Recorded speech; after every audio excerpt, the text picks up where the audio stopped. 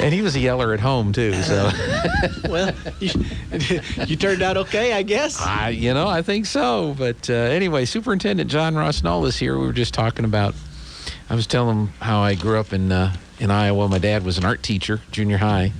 But at the time I grew up in Clinton, it was 32,000 people.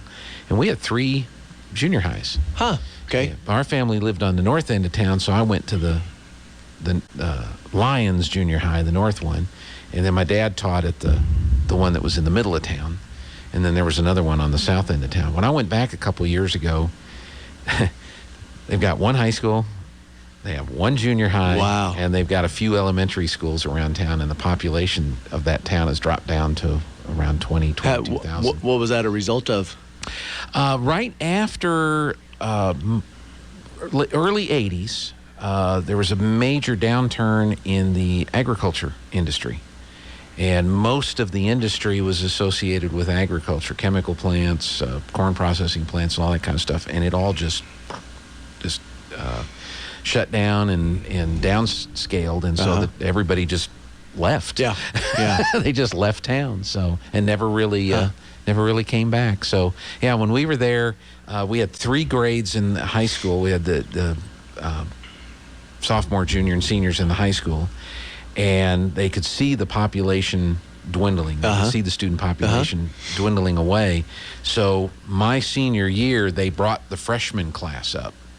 And so we had like 2,000 students running around the school, but within 2 or 3 years, it was back down to 1,200, 1,300 kids with 4 classes, as opposed to that number with 3 classes. So it was just kind of interesting. Interesting time. Well, and it's interesting to hear you had a teacher in the family, and being an art teacher, and it is a good segue into something I can mention, and didn't necessarily have it down, but made me think of it, and a really good opportunity for people to see the talents of many of our kids. But last night, our high school art teacher, Tim Trenham, and junior high art teacher, Brandy Cox, and one of our elementary art teachers, Julie Newton, were up at the main office, and out in our lobby area, they were putting up a display of just a variety of different art projects, whether drawings, paintings,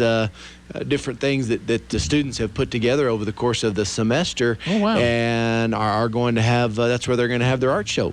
And so I'm sorry I don't have the details of when they can, people can come view that. I think tomorrow evening. Okay. But anyway, watch for some information from the schools regarding that. Okay. But man, it was impressive, the things that they were putting up, and we talk a lot about the emphasis that needs to be on our core subject areas, math and reading and science and social studies. But don't ever want to forget those opportunities teachers are giving kids in those other classes, those electives and activities. And so just when you find out when it is, come look at the main office and see what those kids have done. That's great, and that's a beautiful place to showcase. It is. They're using the glass and everything that's in there, and so it really makes for a nice area. Well, good. So, well, we're getting ready for this. The testing is going on right now. How's testing going? Well, so far so good. And as far as scheduling, other than the high school,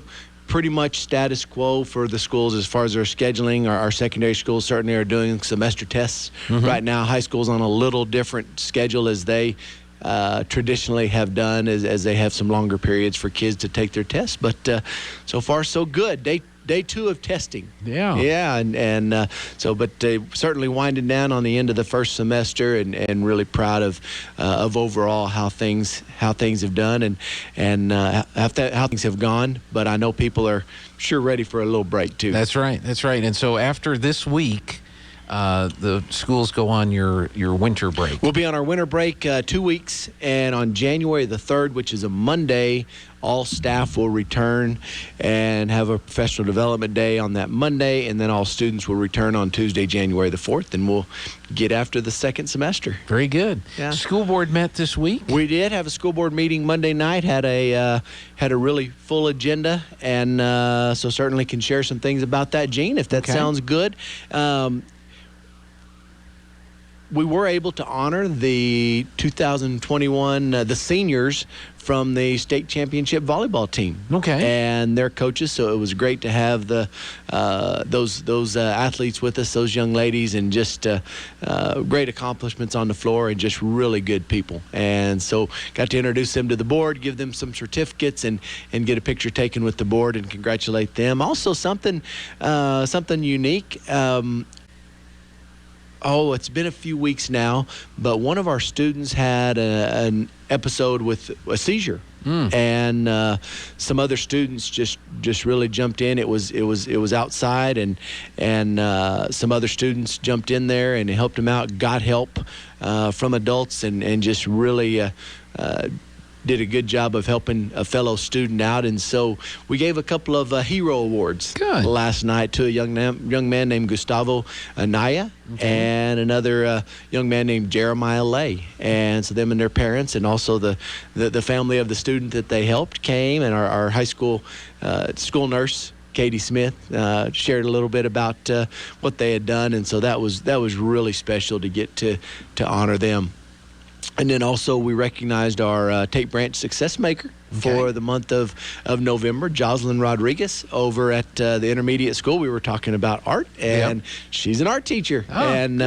So we went over there yesterday and presented her, Tate and Dr. Caton, and presented her with her award, and we're excited to get to do that. And then as the last part of our special recognitions portion of the meeting, we took some time and thanked Mr. Luis Flores and Mr. Lowell Irby for their service to the district as we welcome Mrs. Crockett, and we welcome Mr. Ben Harvey to the board starting in January. We want to just really give our thanks to Luis and to Lowell for all that they have done for our community. Luis has served for 5 years, and Lowell has served for 44 years, which to our best we can figure is the longest run for a school board member in the state of New Mexico. And so they just really shown great leadership for our schools and for our community, and they're going to be missed. So had some special guests there that came to say some words about them, and then we took a recess and had some cake, and then resumed our meeting and took care of our kind of our normal business, and a lot of design services projects on Mr. Phipps's portion of the meeting. And right now, as we hear in the news, the supply chain is difficult. Right. And so while some of these projects we're not sure exactly when we're going to get to kick them off, get them off the ground because of some of those issues, it's important that we have the designs in place. So we're able to do that. And one of them that's a significant project that needs to be done is some renovation of the Estelle Yates Auditorium. Ranging from the rigging with the curtains to lighting and some sound work, and so that was one thing that was done. Also roofing and HVAC on the main building at Artesia High School, some renovations in the kitchen at Artesia Junior High School, improving handicap ramps over at Roselawn Elementary, and then purchasing laptops, replacement laptops for next school year. And again, with the supply chain, we wanted to go ahead and get those in the queue with our suppliers, and so we could get that. And so lots going on in that area. And then another, of course, significant some significant action that the board took.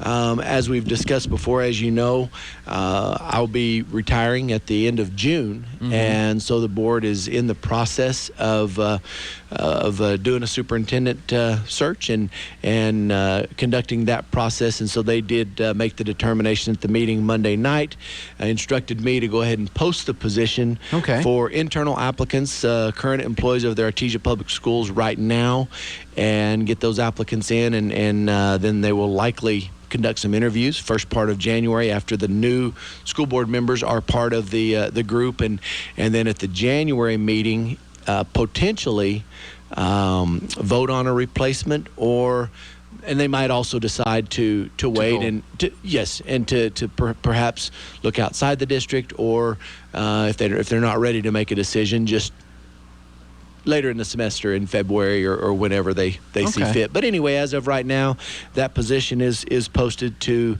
current employees of the Artesia Public Schools, and so we'll see where that leads us. Very good. And I was going to ask you how that process was going, and then I was also going to ask you if you or the board have had any new information on the McKinley Gallup school lawsuit that I think the Artesia Public Schools joined in. Yeah, I do have a little bit of information regarding that. There have been a couple of little developments recently. So there are currently 25 districts that are part of the lawsuit, and so there have been 6 additional since our board decided to come on board with that lawsuit.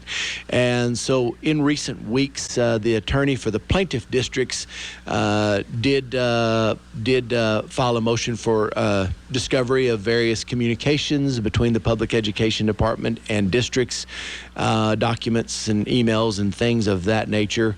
The public education department's attorney responded, filing a motion stating that it was overly burdensome and not relevant and those types of things. And so we actually had a meeting.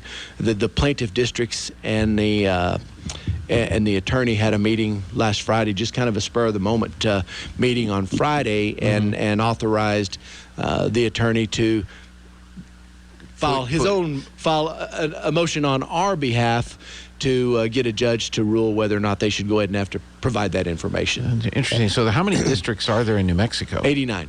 89. And so you have 25 of the 89 have joined in. Yeah. Are they all across the spectrum, or are they primarily rural districts? They initially, with the exception of the Gallup McKinley schools, primarily they were rural schools, but in recent weeks, districts more our size, several have joined in. Okay. But your bigger district, Albuquerque, Las Cruces, are not part of things at this point.